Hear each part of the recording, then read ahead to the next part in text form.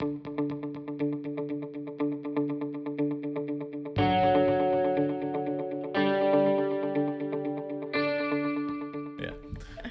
All right, guys. Welcome back to our Equipped series. I'm excited to be back again. This time I'm here with my wife, Carol, and we are going to be sharing a bit more on the topic of how to lead a small group. I am grateful to Mike Roosh for doing the first 4 episodes of this with me. But one of the things we talked about with those that saw the video and had questions was, okay, how do you lead a Bible talk or a small group or a family group or whatever you want to call it? How do you lead one of those with somebody? Or how, if you're not the leader, but maybe you're a co-leader, maybe you're just supporting in some role, what are some of the things that you can do to assist and make that great? So that's what we're going to talk about today. I have brought along my beautiful wife, Carol, who has been my small group co-leader for about 24 years now. That's all. We started leading together before we were even dating, and then In college. this was in college at the University of Texas. Yeah. And since then we've dated and gotten married, had 3 kids, and we're still leading small groups together. So I figured she'd be a pretty good resource for us to He talk about. finally invited me onto a video That's true. 24 yeyears later. So lesson number 1, conflict resolution is no. All right. In all seriousness, I just wanted to ask you a couple of questions, and then we'll just have a little bit of back and forth as to what it's like leading with me, and what you can do to what lessons we can distill down just for anybody leading and co-leading a small group. So. I guess my first question for you is, like, what are some of the ways that you instantly think of when you think of how to support somebody who is leading a small group? If you're a part of a small group, you're a co-leader, you're a spouse, you're a support of some sort, how do you, what are some of the things that you can do to best support the health of the small group? What are some of the first things that come to mind? Well, I will say, so I have been leading with John for a very long time.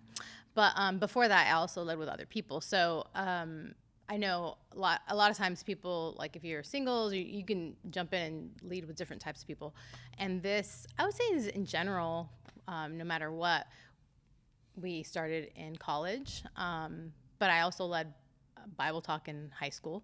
And then also jumping into teens and married. So we've kind of done all of the things, right? So I think this is just general all over what we do. But I would say that I think the biggest thing is just to be aware of your surroundings, aware of what the leader needs. So for instance, let's say that John's come in and he's leading the group, and he's talking about something, and you're like, and people are not really saying much. Like, obviously you want to leave some space there, but if they're not really saying much, but you understand what he's saying, then maybe I'll try to reword it in a way where somebody that's not as smart as he is will understand it sometimes.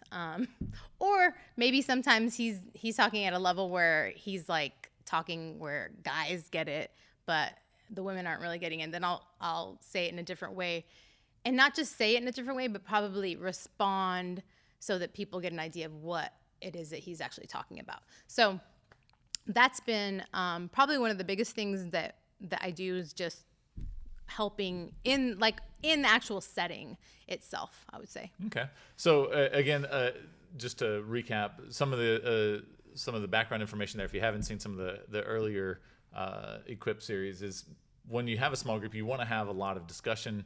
It helps for it not to be like one person just reciting information to a group of people. Small group is great for having people just interact with one another. And what you were saying is, if me as a leader am talking a lot and there's not a whole lot of response back, just start thinking about, well, how could I respond in a way that helps to open it up for other people to respond, or maybe even just help me to rephrase things without necessarily just hijacking the whole thing, Right. which is a difficult art. I'll give you that. Like, it's difficult. True, to and be part able of to the do thing too is that you don't, as a co-leader, you don't want to be the first one to say something if you don't need to. You'd rather let other people be the ones that fill that space. So generally, I'm going to kind of sit back. And again, that's where the whole awareness is, just kind of being aware, watching surroundings, seeing what's going on, kind of seeing where people are at and what they're needing. And so as I'm watching this, I'm like, oh, okay, they probably don't get this. Because obviously, when you're speaking, you're putting something out there. You understand it, but whenever you're the one that's receiving it, you may receive it differently. So being in that role that I'm receiving it, I can help guide the conversation in the way that he may not be able to because he's on the other side. Yeah, and it's good because I think whenever I'm leading, my thoughts are, I have this information I want to present. I have kind of, maybe it's a script or an outline or something that I'm trying to work my way through, and I'm not always conscious of like how people are responding to that, and I can't see body language as easily or whatever, and so, whether people are confused or bored or, whatever. I mean, all of these things have happened in the past. Just being able to kind of come back and maybe either restate something I've said or even just respond to a question in a way that helps to make other people feel more comfortable too, yeah. Which, again, that's probably more of an art than a science. It's just something to try. Mm-hmm.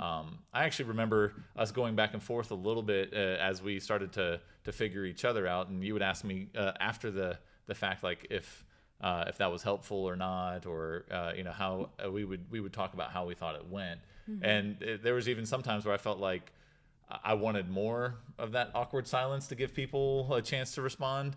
And you would jump in what I thought was too early, but then there was times where you're like, no, I think there was, far too much of that, and people were getting lost. And so neither of us is necessarily the one who's right or the one who's wrong all the time, mm-hmm. but just learning to work together by giving each other some feedback after the small group. And I think even in that feedback, being able to, John was always willing and humble to listen to what I had to say.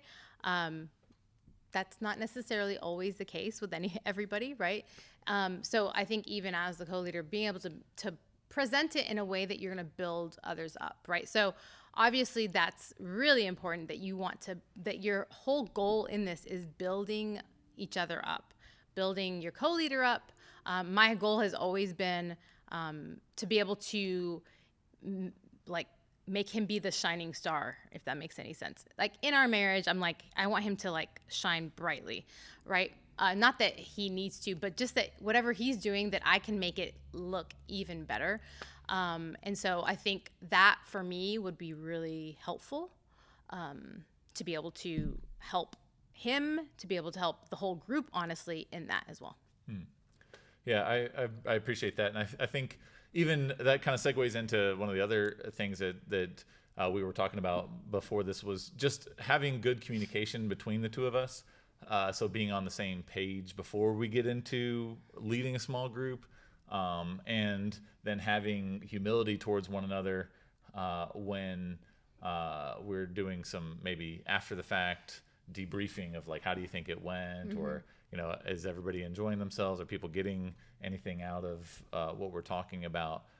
Just having that level of mutual respect and mutual humility towards mm-hmm. each other was helpful. But so then let me ask you this: what are some of the things that you feel like has been helpful for us, or maybe even with the people that you've led before? What are some things that are helpful for preparing prior to the small group discussion? What are some of the things that you do to prepare that you can do from a supporting role? So I think preparing is a big deal, because a lot of it is what you want to do with a small group is really create a family, right? So in the family role, being together, you're going to try to create a space where people feel loved and feel like they're welcome. So what I often want to do is just organize and be like, okay, are we gonna have a meal? If not, are we gonna have some snacks? And are we gonna have other people? Even for me, it wasn't that I had to do all that work. It's for me to be able to delegate some of that stuff to other people. That way that, again, just like at a family, be like, hey, can you bring this? Can you do this? Can you do that? And then also, I think just praying and thinking about people and how to encourage them. So I think some of the times even having conversations with your co-leader and saying, hey, this is a need that we have, or this is something that's going on. We probably need to talk about this. just something that's going to help and encourage the group as a whole, I think it is a really important thing. Just thinking prior and praying about that and letting God's Spirit kind of move in the group, that God will work as we talk, as we get together, as we do, the whole thing all together. So, yeah. I appreciate you sharing that. It actually brought up a couple of scriptures I wanted to share here. In Hebrews chapter 10 and in verse 24, it says, "And let us consider how we may spur one another on toward love and good deeds." And then, it just shows the idea of thinking about it, considering it, planning to help each other out. And you were talking about just making some plans ahead of time. Ephesians chapter 5 talks about in verse 21, submit to one another out of reverence for Christ. And then I also wanted to read Philippians 2, verse 3. It says, "Do nothing out of selfish ambition or vain conceit. Rather, in humility, value others above yourselves." So I think this just kind of comes back to even some of the principles we talked about with just leading a small group, that it's not a position of authority, it's a position of service. Mm-hmm. And that, considering how to help the small group and in some ways considering how to help the leader, if you're a co-leader or if you're in a support role of some sort, it just takes consideration, and it has to be not about you. It has to be about others, valuing others better than yourselves, submitting to one another out of reverence for Christ, considering how to spur others on toward love and good deeds, taking yourself out of the equation, or at least out of the spotlight, so that way you can serve. And that's kind of what I was getting from what you were sharing there. And I can share as a leader, whenever you were my co-leader, especially in the beginning of our working relationship, even before we started dating, mm-hmm. and probably actually after we started dating too, it's hard sometimes to hear negative feedback. And your intention wasn't negative. Your intention was to help me be better at what I was doing. But, whether it's just pointing out, like, hey, we need to do better at certain things in our small group, whenever it comes down to something that I feel like I should have done, my first reaction was, hurt and defensiveness. But having to consider, okay, like, Carol's not doing this because she's trying to take the small group and, take over. You're trying to make me better. And that takes humility too. So working together, it's somewhat, you gave a lot of feedback on how to be humble and how to find ways to build me up. But I think it also, in our relationship, it took me having to be mature enough to not take those things personally, not become defensive, but to understand that, hey, you were trying to build me up and make this thing better. So with that, let's do an exercise in humility for me, at least. What are some of the weaknesses that you saw in my leadership style that you felt like, here's a way that I can help out? I think I know what you're going to say, but let's go ahead. Okay, so I think probably the first thing is just organization. So John's actually great at speaking and helping people. And actually, the real thing is that in a small group, you don't want to have somebody preach. He can do that, but that's not a small group role. He's not going to like preaching a sermon or anything. He's leading a discussion, right? So he's actually great at that as well. But I will say that organization, like, he would have all these ideas, be like, so we should do this and this, but like nailing a time down and actually doing it, that was not happening. For instance, even recently when we were leading a young married small group, we'd be like, hey, let's start doing a date night together once a week. We'll all go out and do it. And everybody's like, yeah, it's great. And I'm like, okay, moving on. And Carol would stop and say, okay, let's actually plan a date for the first one. What date on the calendar are we going to do this? Let's pick a date right now. And let's move. And to me, I'm kind of like, oh, we already agreed. We'll figure it out. But she was right. If we don't plan something right now, it didn't happen. And there was plenty of things that didn't happen. Then for him, it just makes it easier, right? Mm-hmm. So I'm thinking about him, like him and myself. Like, if we plan this now, get it nailed down, he doesn't have to think about it, worry about it. It's already planned. It's done, taken care of. So that's probably one of the bigger ones. And it's okay. We all have strengths. Mm-hmm. We all have weaknesses. You may be a better communicator than your co-leader. And that's okay, right? But you can work together and you can still communicate. You can still do different things. Maybe they're a better organizer than you are, and that's totally fine. So it's kind of figuring those different things out and helping one another in your strengths and your weaknesses. Yeah. And I think even what you did, even just sharing here, you first started off by just talking about like what I'm good at before you start talking about what I'm not so good at. And I think that's helpful, right? I mean, just even being considerate and thinking about lifting each other up. But as if you're going to serve in any capacity, honestly, if you're going to be a disciple of Jesus, you have to be willing to, look at yourself in a sober light, look at what your weaknesses are, and be willing to change. I mean, that's what repentance is, in the bottom line. Right. So for me, even though it's hard to hear some of those things I'm not good at, I have to realize this is what it's going to take if I'm going to grow to be more like Christ. And not that I have to become great at everything. I don't have to become a great organizer. I don't have to become a great everything to be a great Bible talk leader or small group leader. I can play to my strengths and delegate and ask for help whenever it involves something I'm not good at. So I definitely would pass on organization and planning to others, because I'm fantastic in the moment. I love doing things in the moment, but I'm not so great at planning ahead for those things. So It's got great ideas, wonderful ideas. It's just the execution of them, which is not as fun, honestly. So, yeah. And I would say too, as a co-leader, like you're looking at those things, you're looking at, hey, he's really great at these things, and so we're going to do these types of things. That doesn't mean that you have to do the exact same stuff as everybody else, but you kind of figure out, it's like a family. You kind of figure out what your vibe is going to be, and so you go with that and you figure it out together. Mm-hmm.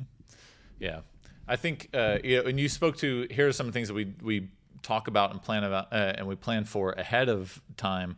But even some of the times that we would do planning, it would be for, especially since we started in college, we would plan for a semester. Yeah. And not that we would plan everything out, but we would sit down at the beginning of the semester and say, hey, what do we want to do with our small group for this semester? And then we would pray about it and we'd work on it together. And then as we would go, after most small groups or Bible talks, we'd have a quick little talk about how do you think that went, or what are some needs that are going on. So I also really appreciate how you were better at being in touch with the needs in the ministry. Like I'm kind of more like big picture. Let's try to do this. Let's get some big plans together. But you would bring up, hey, so-and-so needs some help with this. Or even like when we were in campus, we had things, we had like an encouragement date culture where on a regular basis, guys would take the girls out and double or triple dates and just go do something fun. Just to encourage them. It didn't necessarily mean anything, but it did mean something if we typically had guys ask the girls, and if one of the girls was consistently left out by just luck or whatever, then you would bring that to my attention. Hey, so-and-so hasn't gone on an encouragement date in a while. And just being aware of those things, you were always very good at that, bring them to my attention. And if there's things I could do to support, then I think that helped us work pretty well together as well. I agree. I think that's one of the things is being able to have that communication, right? Mm-hmm. And talk to one another about what the needs are of the group.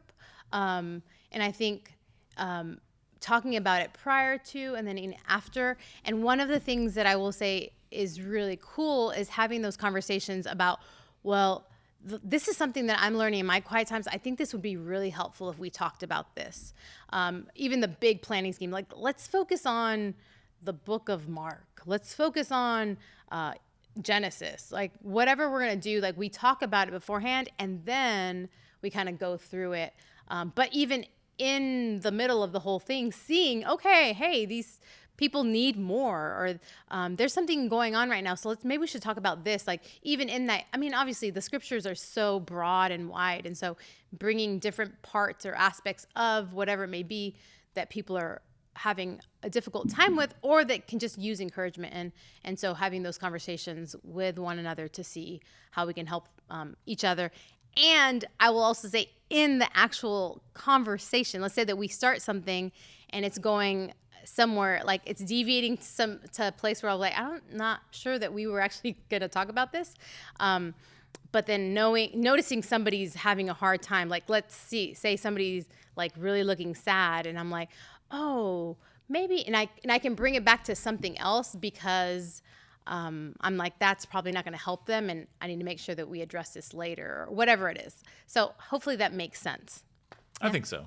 I think if I can just summarize it as we start to wrap this up, just learning to work together is important, but it requires humility on both people's parts. Like as a if you're the main leader of a small group, then be humble and seek out advice, learn to delegate and get help, and be humble, especially to your co-leader if they've got some feedback on how to make the group better. Because again, it's not about you; it's about building up God's kingdom and making Him glorified, not yourself. So Correct. So any other practicals you want to throw out there for us on this? I mean, being a great co-leader is just loving God, and love people. So love your group. And if you love your group, I mean, love never fails, right? So just knowing that there's going to be difficulties. There's going to be conversations that you have to have about whatever. And that's good, actually. All those things will help you to grow, because the goal is to be closer to Jesus. And so all those different conversations, everything that you do will help you to grow. And I think figuring out ways to make the group fun, making the group family, making the group feel so included. And I think that's one of the things that I love about being the co-leader, is that I feel like that's my biggest role. Is I feel like my deal is, okay, whoever comes in here is going to feel like they are the most special person in this world. And then teaching that to everybody else, so that when somebody comes in, you're like, this is where I belong. And you want them to love being there, because they know that you love them and other people love each other. So, I think that's about it. Awesome. That I can think of. That was a lot of great advice there. So hopefully this has been helpful to you all. I know this one was kind of intended to talk and address how to be a supporting role and how to be a good co-leader.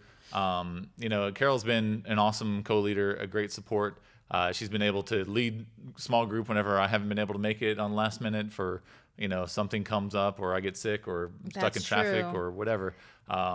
Things have happened, and you've always stepped up. But I think it's been a good discussion for those of us who are leading to remember that it's not about us, it's about God, and that includes, and because of that, we can be humble, we can accept help, we can help to bring others up, and if anything, that's part of the goal as leading a small group. You want everybody in your small group to want to be able to lead a small group too, so that way as you grow, you can split, you can go into other neighborhoods, you can reach other people and continue to make Christ known. So thank you guys. Hopefully this has been helpful to you, and we'll see you next time. Thanks for having me. Bye.